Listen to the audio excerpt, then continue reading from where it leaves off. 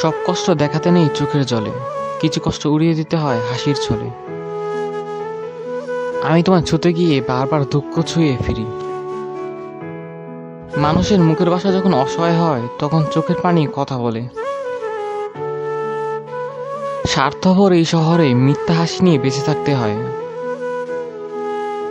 আলো না, অন্ধকারই ভালো, কারণ অন্ধকারে চোখের পানি কেউ দেখতে পায় না। তো হয়ে গেছি সবার কাছে, এখন আর আগের মতো সবার কাছে মিঠা লাগি না। ভালো কেউ রাখে না, ভালো নিজেকে থাকতে হয়। মানুষ হারাইও না, হারাইলে আর ফিরে পাইবা না। যার আশা যত বেশি, জীবনে তার দুঃখও তত বেশি। একাকিত্বের খাতায় যে কষ্টগুলো থাকে, সেই কষ্টগুলো বোঝার ক্ষমতা কারো নেই।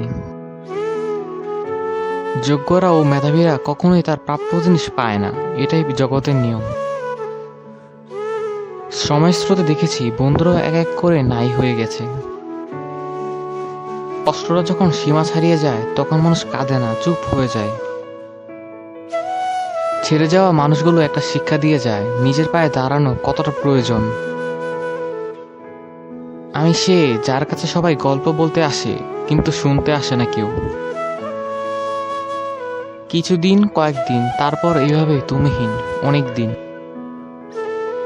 পৃথিবীতে দুই ধরনের কষ্ট আছে, একটি তোমাকে ব্যথা দিবে, অন্যটি তোমাকে বদলে দিবে।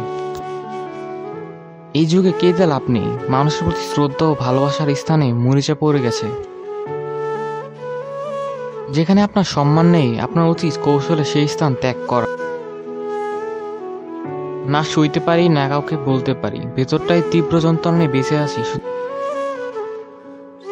সব মানুষই নিজের মতো করে বাঁচতে চায়, অথচ আর কিছু মানুষ অনুপ্রেরণার নামে বাঁচার ইচ্ছের মৃত্যু ঘটায়।